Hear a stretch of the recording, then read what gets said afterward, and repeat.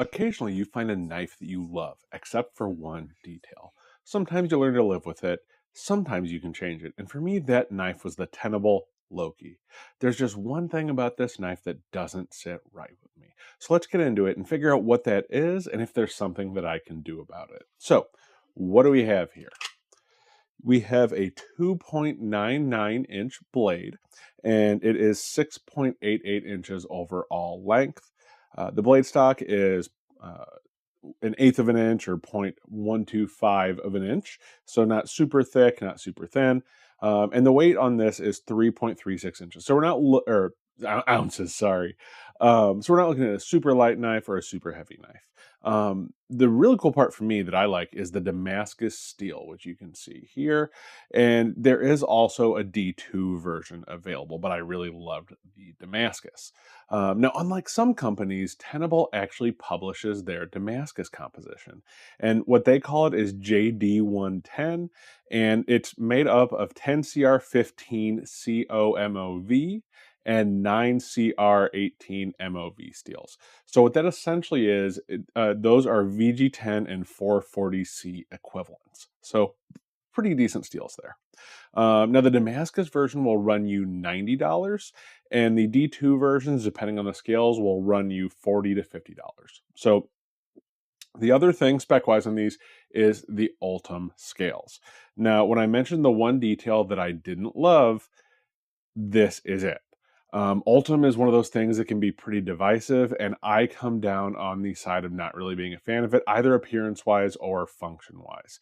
But it's also the only option for scales with the Damascus. And unlike the D2 models where you have G10 scales and micarta options. So I came up with the classic knife guy solution for that. I bought two knives. So what I'm going to do, I ordered the D2 version with the black micarta scales and the black blade finish. So we're going to swap these and see if they work better with these scales swapped.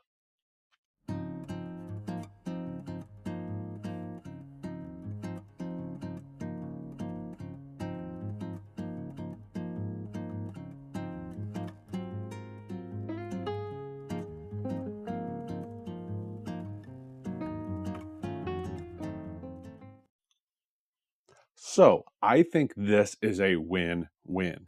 We get a classier look with the Damascus with the micarta scales, and I really think the black blade finish is a better match for the Ultim scales. Um, Now, I would love to see wood as an option to go with the Damascus. I think that would be even better. So, concept, if you're listening, let's get on that. But for now, I really like how these turned out. So let's get back to the knife itself, though, and talk about the overall design and the ergos. So the blade shape is definitely a bit unique.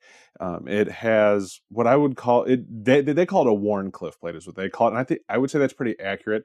But it also has this little kind of a harpoon swedge up here, which is a little bit different, and I really like that. The handle is pretty angular when you look at it, but it's very well chamfered, and it's just well shaped, and that makes it very comfortable. It has a bit of a choil up here that you can use as a forward finger choil, and it just gives you a very comfortable, strong grip when you're gripping it forward. Now you can absolutely grip it without using that. Like I can still kind of get a full four-finger grip on it without that, but it makes a lot more sense to use that when you're gripping it. Um, it also has jimping for your thumb right here. Now, because my thumbs are bigger, I wouldn't mind it being just a tad farther forward than it is, but it's not bad at all. But what I really like is actually this harpoon swedge up front. It's a very good spot to rest your thumb. So if you're wanting to get like a lot more leverage into a cut, it's just a really good indexing spot, and it just lets you get some really good pressure on there. And it accomplishes all that while still staying pretty compact.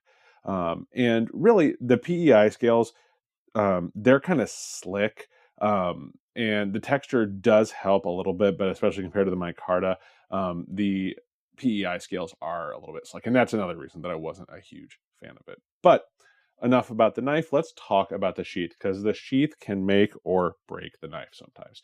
So it's a taco style kydex sheath. Now, this is actually the sheath from the D2 version because I wanted to show you the stock pocket clip, but it locks in real nice, no rattle, has an audible click when you pop it in there. Now it comes with this belt carry clip, and the thing that's cool about this, even though I'm not a huge fan of it overall, is you can change it to carry horizontally or vertically. And that's a really, really cool idea, which I like the idea in principle, but it's just a little bit too bulky. You can see how far it pushes out from the sheath there. It just makes it a little bit too bulky for me to really enjoy carrying it.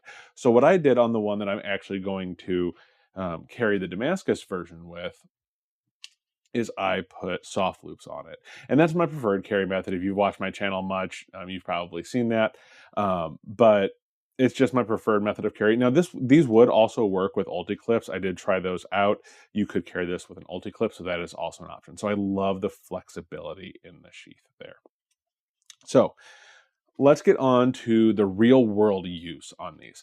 So as far as actual use, the ergos that I mentioned before make this great for your typical day-to-day tasks. So, cutting open boxes, stuff like that, it's going to work great for that, or breaking down boxes. So whether you're holding it in a hammer grip, or you move your thumb up, or you have a pinch grip, it's just the ergos on this are fantastic. And they both came extremely sharp, both the D2 version and the Damascus version. Now, one kind of underestimated thing too is that the blade edge here sits a little bit underneath the handle. So for like chopping tasks and things like that, that is actually going to be great for those. Now, the high flat grind, which it's not a full flat grind, it's a high flat grind because it does end here.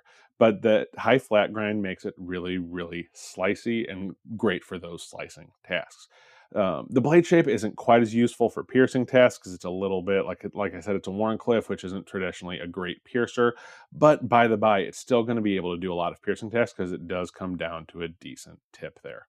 As far as the build quality, the Damascus pattern, as you saw, is absolutely beautiful on these. There's no blemishes in that at all. Just an awesome, awesome design. Both sets of handles fit well, both on the original knife that they had and after I swapped them. Both of them fit very, very well.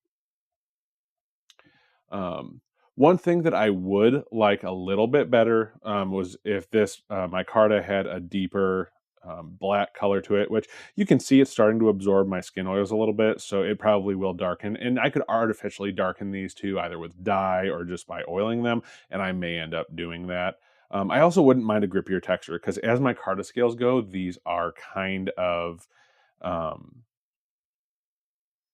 not smooth, but just not as grippy as I would like. As I mentioned, the sheath is absolutely solid. You get that tight fit with an audible click. And they both came paper cutting sharp, which is my baseline as far as sharpness for a new knife.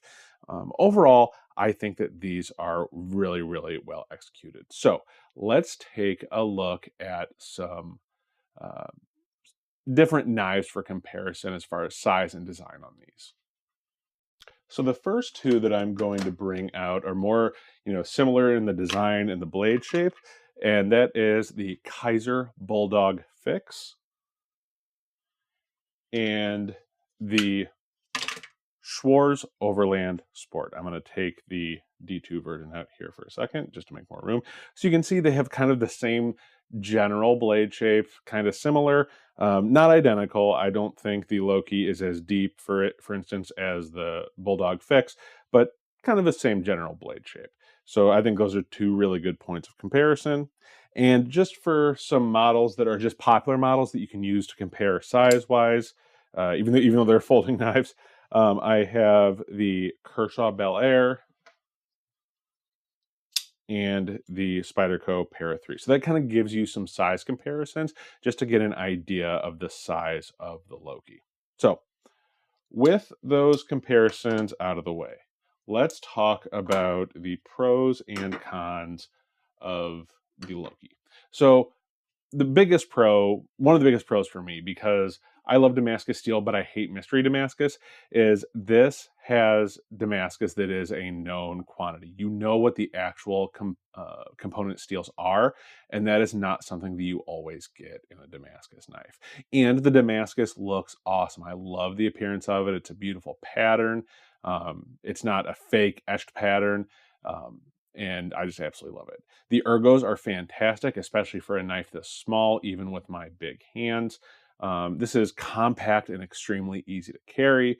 Talking about that, it has a 3-inch blade length, so it's going to be legal in a lot of areas. Actually, a sub 3-inch blade length. And it has a solid sheath with flexible carry options and really great fit and finish, especially for the price.